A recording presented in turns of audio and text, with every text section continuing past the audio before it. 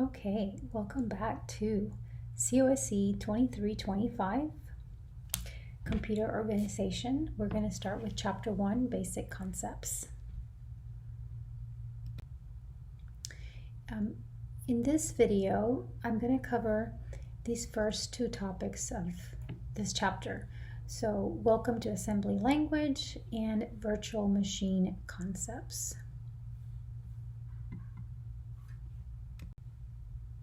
So what are some good questions that you should be asking yourself as you begin this course?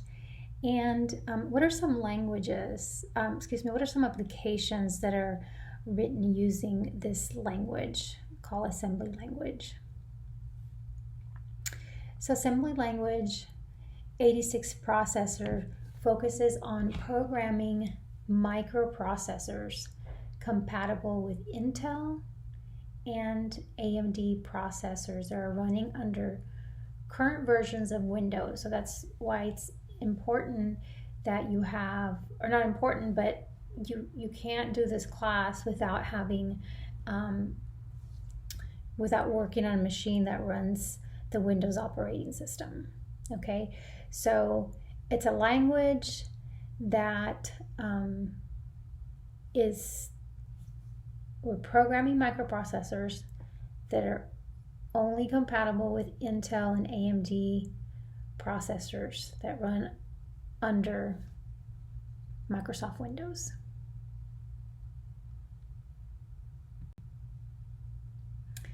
So here are some questions that we'll go through and answer. So number one, why am I learning assembly language? Well, this is one of the oldest programming languages. And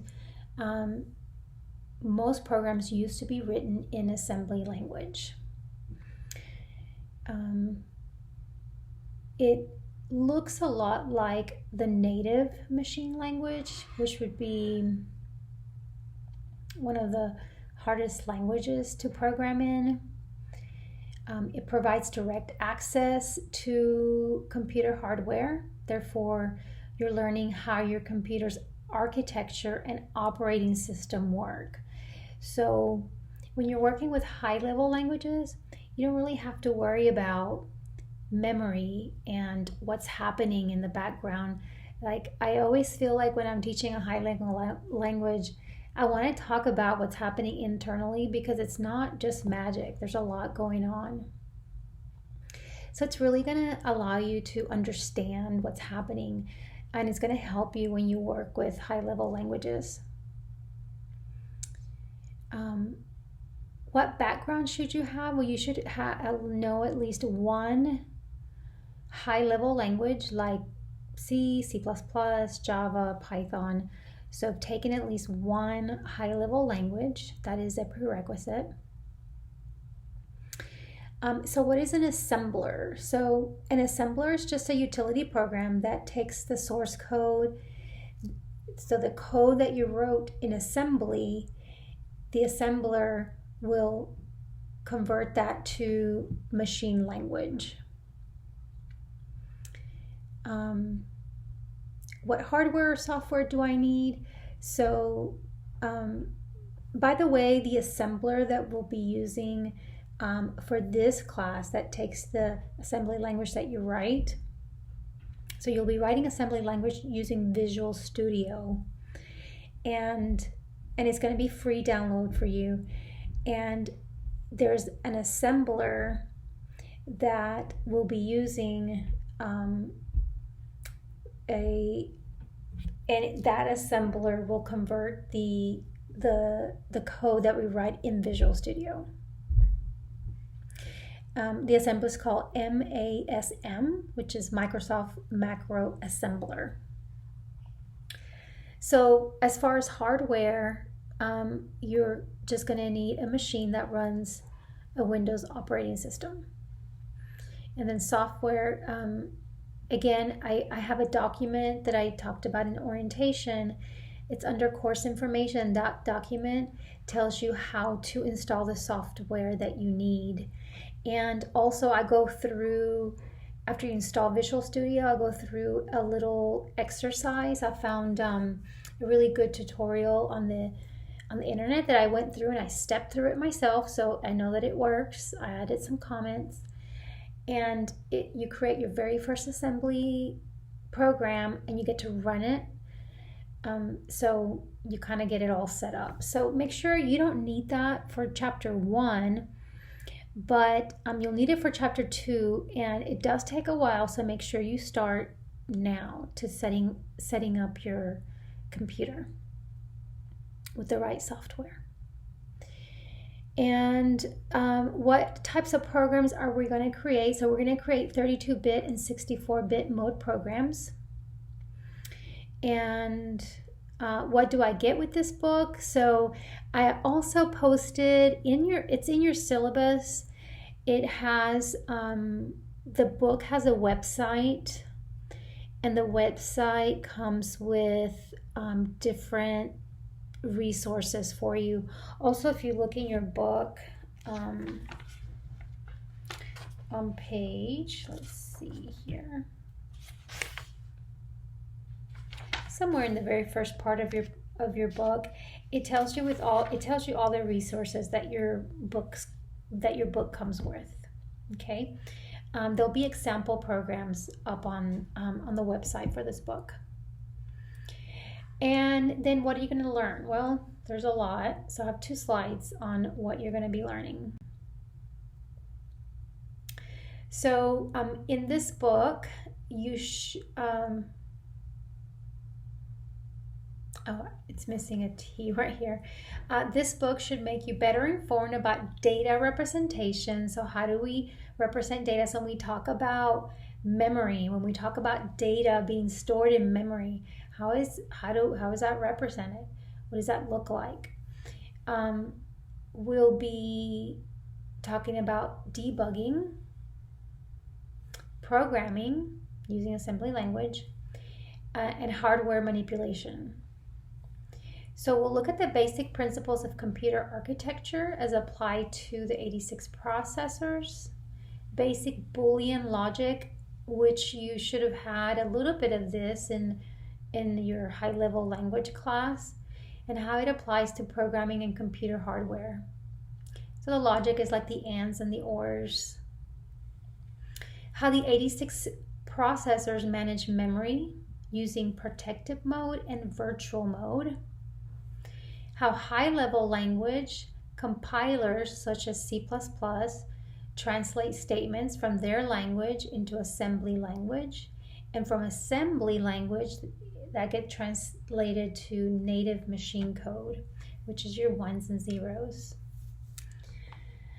It's okay if you don't understand everything that I'm saying. This is what you're gonna be learning, so there's gonna be a lot of information about this. Also, you're gonna learn how high-level languages implement arithmetic expressions, logical expression structures at the machine level. Data representation, including signed and unsigned integers, real numbers, and character data. How to debug programs at the machine level, meaning, so you're looking at memory and what's happening in memory. The need for this skill is very vital when you work in C and C++. So I know in my C++ classes, I always show students how to tell what is in their variables. What's in an address? What is the address of the variable? What's in the variable? How application programs communicate with the computer's operating system via interrupt handlers and system calls. How to interface assembly language code to C++ programs. So C++ programs, you can actually embed small pieces of assembly language. So we'll look at how that's done and how to create assembly language application programs. Okay. So how does assembly language relate to machine language? So machine language is a numeric language. It's 1s and 0s. And is specifically understood by the central processing unit. All 86 processors understand a common machine language. So assembly language has a one-to-one relationship with machine language, which that means that one assembly language instruction corresponds to one machine language instruction. Now, C++ and Java, one C++ statement or Java statement expands to multiple assembly language statements or machine language instructions. So here's an example. Here's an example. This could be C++ or Java, either one.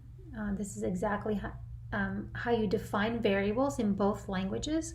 So here we're defining the variable y and x. We're assigning this value to x. So it takes two statements. This here is assembly language. So it takes, for these two statements, we need 1, 2, 3, 4, 5 statements. And then these get then translated to machine language.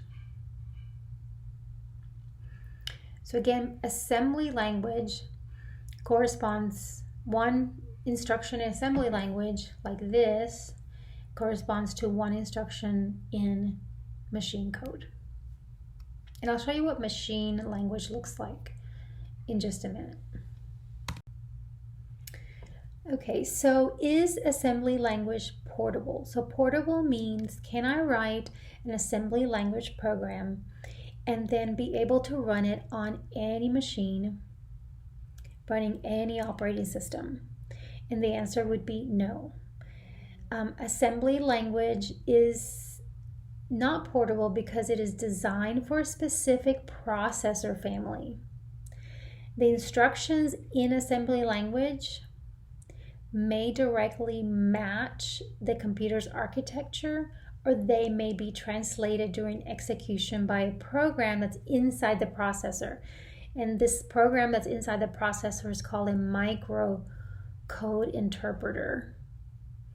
So there are many assembly language, many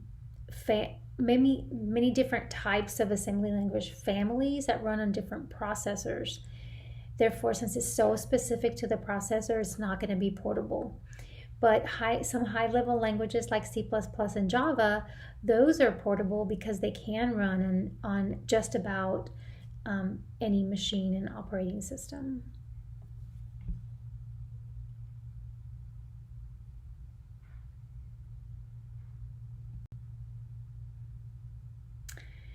Okay, so talking about what applications use assembly language. So assembly language remains important, even though it's a really old language and it's not used as much as it used to be used. It remains important for systems programming and low-level software development. So since this language provides direct access to the hardware resources, and because it allows for highly optimized code, it's often used in applications such as embedded systems or device drivers like your printer. Okay, so that kind of driver. So if you've ever installed a printer on your machine, you know that you have to have a specific driver, right, for each printer, and that could be written in assembly language. There are some applications still, not applications, but typically it's going to be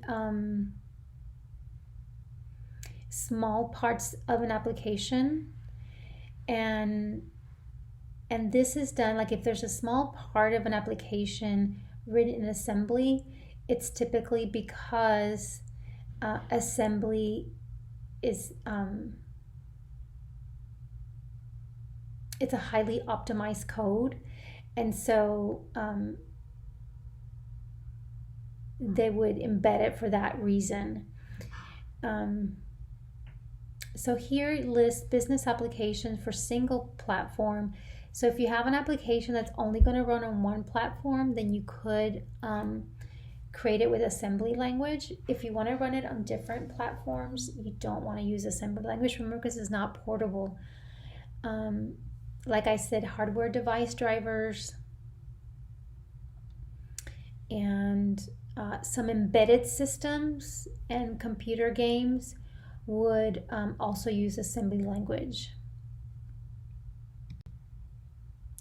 This chart here is a comparison of assembly. So it's let's see, we're comparing the types of application. Okay, so we're comparing high-level language to assembly language. So if we have, basically what it's saying, if we have this type of application, would we want to use a high-level language or we want to use an assembly language? So we have a business application software. It's written for single platform. It's medium to large size. It says formal structures make it easy to organize and maintain large sections of code. So this is a large application. Here it says minimal formal structure, so one must be imposed by programmers who have varying levels of experience. This leads to difficulties maintaining existing code. So basically it's saying coding in assembly language is more difficult. So you're going to need people that are experts, and that's more difficult to find, especially when you're dealing with these really large business applications, okay? So if it's a small application, it's good, but if it's a large one, it's not going to work, even though it's a single platform. You want to go with high level because it's medium to large size. Hardware device drivers, we already talked about that. The assembly language gives us direct access to the hardware, so we want to use assembly language. Business applications written for multiple platforms, that's all we need to hear, right? Multiple platforms. If it's multiple platforms, we want to use a high level language. Embedded systems, something that's embedded, and computer games requiring direct hardware access, boom, we want to use assembly language. This is ideal. So the last thing that we'll look at in this particular video is going to be the virtual machine concept.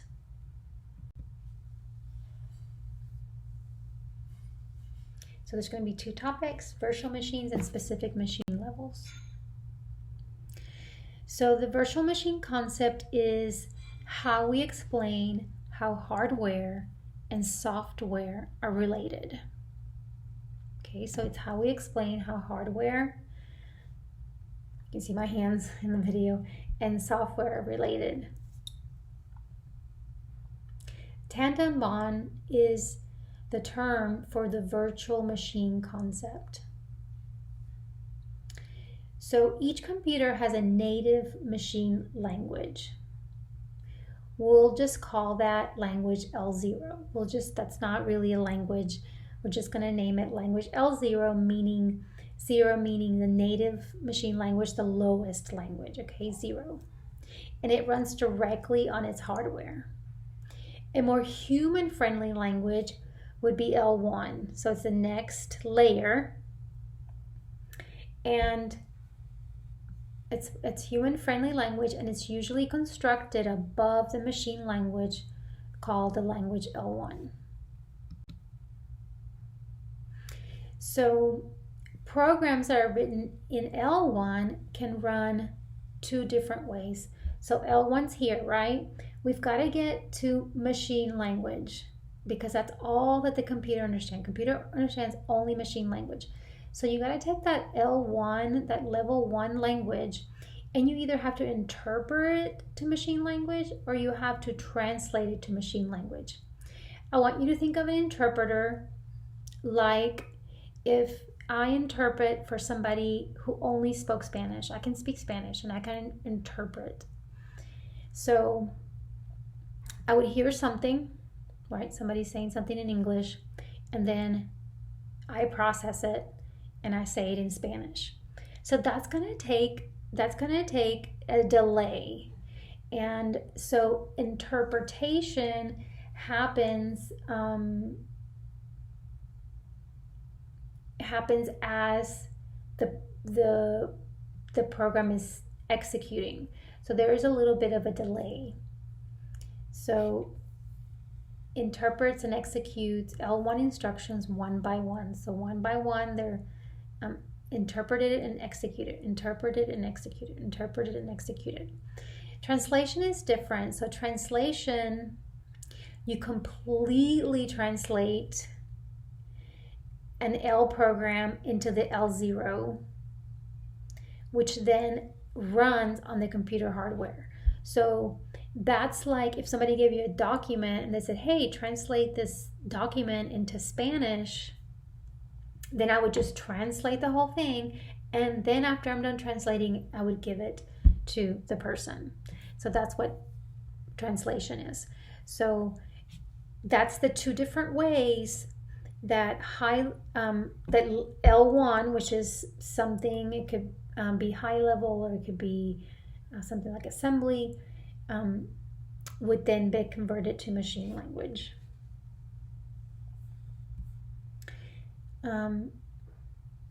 The Java programming language is based on the virtual machine concept. So Java applications is translated by Java compiler. So you write your code in Java, you compile that code, and it compiles into something called Java bytecode, which is similar to machine code, but it's not machine code. Then that bytecode is very quickly executed at runtime. So the bytecode is executed at runtime from anywhere, from any machine, by something called the Java virtual machine. So Java virtual machine understands the bytecode and it translates it to machine code. And most machines have the JVM, and if they don't, you can easily download the JVM for free and install it.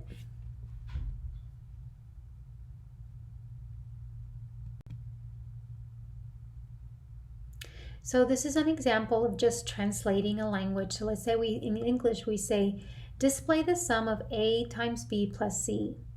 So we would translate that, this would be what it looks like in C++. So in C++, C out means console output. So that's the display. And then it says sum of A times B plus C. So A times B plus C. And we display that. This is how we write it in assembly language. And you'll be able very soon, by probably the chapter 2, you'll be able to understand this. And then from here, this is Intel machine language. This is what it looks like. This is, if you had to, you can program in machine language. Actually, when I did my computer science degree, I had to learn how to program machine language, and I hated it so much because it was so hard. It is really, really hard to program. Even in assembly language is hard. High level resembles a lot more like our language, and so it's a lot easier. And when I say our language, I mean English. So I know that if you're a different if you speak a different language, then it might not be as simple or as easy. Okay, so let's take a look at this next slide. So this is specific machine levels. So here we have 4 different levels. High level language, so C++, Java, Python, etc. Level 3, assembly language. So this is the easiest for us to program in. Then this is the next easiest. Then it's the instruction set architecture, and then digital logic. So let's take a look at each of these levels, starting with level 4. So level 4, we have the high level language. The programs in level 4 are going to compile into assembly language. Then we have level 3, which is assembly language. The instruction mnemonics, and mnemonics are things like add, D for add, MOV for move. They have one-to-one correspondence with the machine language. So the programs are translated into instruction set architecture level machine language. So from assembly, we're going to now translate to the machine language. So this is level 2, also known as conventional machine language. The conventional machine language is then executed by level 1, which is the digital logic. And then lastly, digital logic. A digital logic hardware represents machine level 1. A logic level is a specific voltage or state in which a signal can exist. We often refer to these two states as the on and off states. And if you've taken some of the high level language, you've talked about false being off and false being 0, off, true, 1, on. So in a digital circuit, to be on or off, we have 1 or 0. So 1, the binary number 1 is, or on, translates to binary 1, and off translates to binary 0. Okay, so in the next video, we'll talk about data representation and Boolean operations.